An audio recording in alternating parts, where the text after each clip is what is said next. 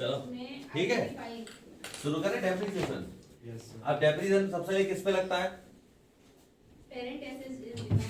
Depreciation बारे में बताता कौन है? AS6। कौन बताता है?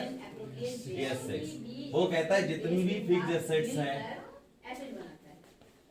जितनी भी फिक्स्ड एसेट्स हैं, उन सब पे क्या लगेगा? डेप्रिसिएशन। लेकिन वो भी कौन सी होनी चाहिए? टेंजिबल। कैसी होनी चाहिए? टेंजिबल। तो कहे कि सभी फिक्स्ड एसेट्स पे क्या डैप लगता है? आपका जवाब है कि नहीं, लैंड पे डैप नहीं लगेगा, एक्सेप्ट लैंड।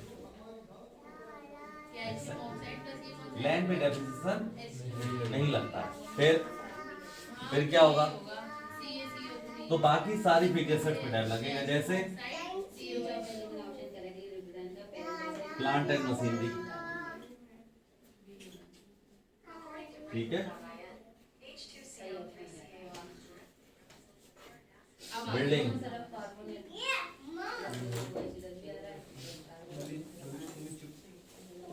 फर्नीचर,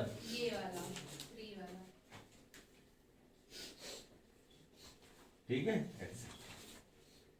ठीक है, इन सब पे क्या लगेगा? Depreciation charge. ठीक है, हटा दे इसे, कोई जरूरत नहीं होगी। ठीक है, ठीक है, इसे नोट भी कर लेना। बाकी वीडियो दे ही दूंगा सबको, तो कोई दिक्कत ऐसी वाली बात नहीं। तो डेप्रिसिएशन किस किस वजह से होता है? सिंपल बात है, हमारे यूज करने की वजह से डेप्रिसिएशन लगता है। ठीक है, ऐसा लोग कहेंगे, लेकिन नहीं, यूज करने की वजह से लगता है, बियर एंड टियर वजह से लगता है, एक्सपेक्टेड एफ्लुएंस होता है तब लग जाता, कभी कभी अनएक्सपेक्टेड हो जाता है तब अनएक्सपेक्टेड तरह से आता बात है, तो उसकी अलग प्रावधान है, मतलब उसका अलग प्रोविजन। अनएक्सपेक्टेड में क्या होगा? एक्सपेक्टेड, समझ लेते हैं, हो जाता है, सिंपल बात है। कैसे? जैसे मान लो एक कार खरीदी थी 2018 में, कितने की? 10 लाख की। अब 2021 चल रही है, तो कार की वैल्यू क्या उतनी होगी? नहीं, कार की वैल्यू रिड्यूस हो जाएगी, कुछ भी हो सकती है। 7 लाख हो गई है, 8 लाख हो गई है, ये डिपेंड करता है, यूज पर भी डिपेंड करता है, रख रखाव पे होता है, लेकिन वैल्यू तो कम होगी ही होगी, कुछ ना कुछ टाइम की वजह से। होगा नहीं होगा? भाई सिंपल बात है, आदमी एक जगह अगर एक ही जगह खड़ा रहेगा तो क्या बुढ़ा नहीं होगा? बुढ़ा तब भी होगा। सिंपल है। कार अगर घर पे खड़ी तो भी कार की वैल्यू तो कम हो ही जाएगी, वो शोरूम से उतरते ही गाड़ी की। हाँ बिल्कुल सही बात है। ऐसे ही कोई एसेट्स लेते, अब तुम्हारे में मेथड सिर्फ दो ही हैं, कौन कौन से? WDV और SLM मेथड। वैसे बहुत सारे मेथड होते हैं, मैं तुम्हें उदाहरण के लिए बता रहा हूँ। ठीक है, उदाहरण के लिए बता रहा हूँ। अब होता क्या है, जैसे मान लो एक मेथड हमारा SLM, स्ट्रेट लाइन मेथड, जो सबसे पहले सिलेबस में। सिलेबस क्या बता रहा हूँ? फालतू यूट्यूब वीडियो तो है नहीं है ये फालतू बताते रहो, पूरी कहानी सुनाते रहो, सिलेबस में नहीं है साला, वो भी पढ़ा दो पूरा। ठीक है क्या हमारा? SLM मेथड है। शुरुआत में सिखाऊंगा क्या? SLM method, straight line method, या इसे फिक्स्ड इंस्टॉलमेंट मेथड कह सकते हो, या इसे ओरिजिनल कॉस्ट मेथड कह सकते हो। अब इसमें देखो, मैं आपको बता रहा हूँ, सुनना ध्यान से। SLM मेथड जो होगा, इसे क्या होता है? फिक्स्ड इंस्टॉलमेंट मेथड बोलते हैं, ओरिजिनल कॉस्ट मेथड बोलते हैं। इसमें डेप्रिसिएशन निकालते कैसे हैं? डेप्रिसिएशन को कैसे निकालेंगे? तो इसका नाम रख दे रहा हूं मैं, एनुअल डेप्रिसिएशन रख दे रहा हूं नाम, तो जानना सही रहेगा। एनुअल डेप्रिसिएशन कैसे फाइंड आउट करोगे? कॉस्ट ऑफ एसेट्स, एसेट की कॉस्ट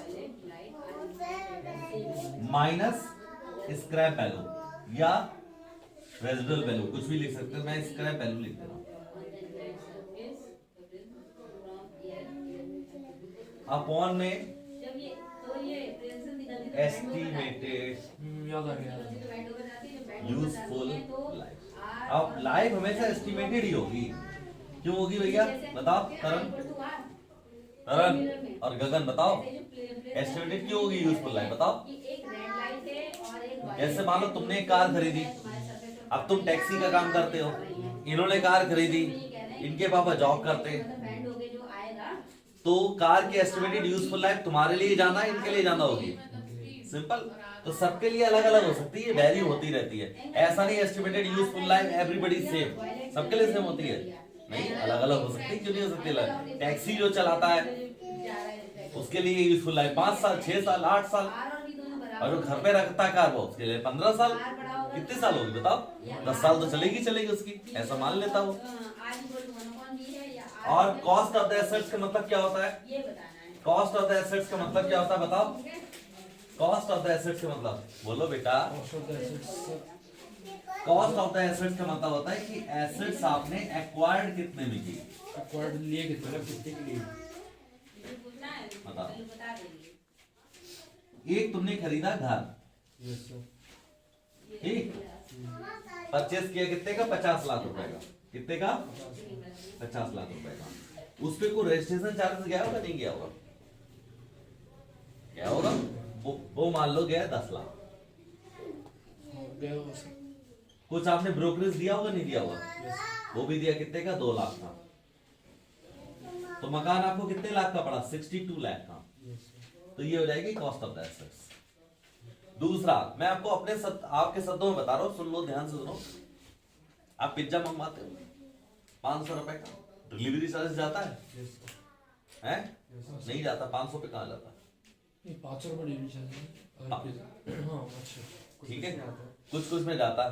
तो डिलीवरी चार्जेस पिज्जा में जोड़ते नहीं जोड़ते हो? तुम कहते नहीं हो इतने का पड़ा।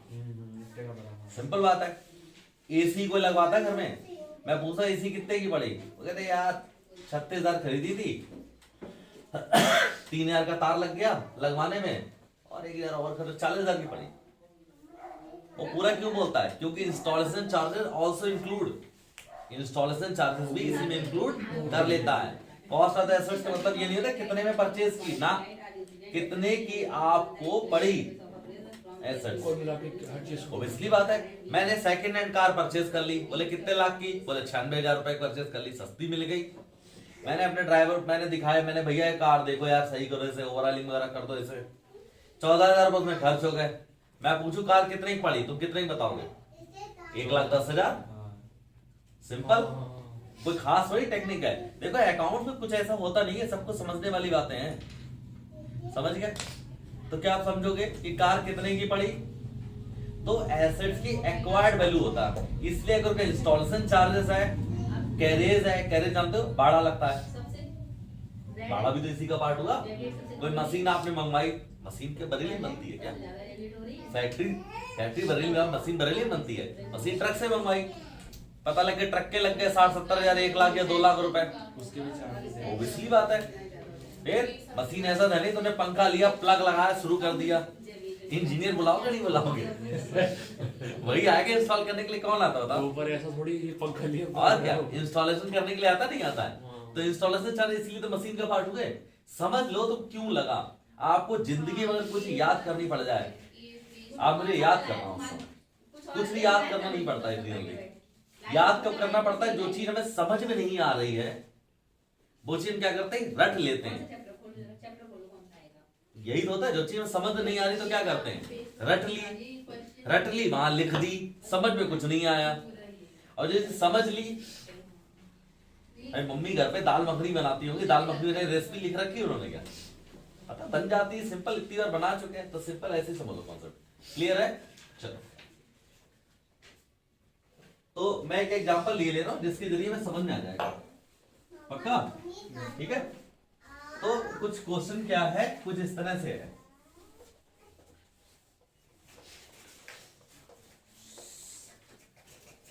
क्वेश्चन में है क्या, इस तरह से क्या है कुछ। एक ने खरीदी एसेट्स, मशीन खरीदी, और जो मशीन खरीदी है वो मशीन है 90,000 रुपए की। कितने की है? 90,000। उस पे कैरियर लग गया, मशीन मंगवाने पे कुछ लग गया खर्चा, कितना? 4,000। ठीक है। फिर मशीन का इंस्टॉलेशन चार्जेस चला गया 6,000। इंस्टॉलेशन चार्जेस हो गया 6,000। तो मशीन की कॉस्ट कितनी हो गई? 1 लाख। ठीक है। तो ये सब क्या होगा एग्जाम में हमें गिवन। क्या होगा? गिवन। ये मैं कैलकुलेट कर लूंगा। सही। फिर क्या होगा, एस्टिमेटेड यूजफुल लाइफ दे रखी होगी, एस्टिमेटेड यूजफुल लाइफ ये दे रखी होगी, कितनी दे रखी है 10 इयर्स, कितनी दे रखी है 10 इयर्स। ये भी एग्जाम में क्या होगा गिवन होगा। जो चीज मैं लिख रहा हूँ गिवन वो चीज इंपॉर्टेंट है, ठीक है, ऐसे नहीं लिख रहा हूँ, अपने अनुभव को निचोड़ के लिखता हूँ थोड़ा। ये चीज गिवन होगी, उसके बाद जो स्क्रैप वैल्यू होगी वो भी क्या होगा गिवन है। कोई दिक्कत है ना। पक्का? तो फॉर्मूले अप्लाई कर दें, क्या होगा डेप्रिसिएशन का फॉर्मूला बताओ जरा। Sir cost of assets minus scrap value upon estimated depreciation equal to cost of the assets minus scrap value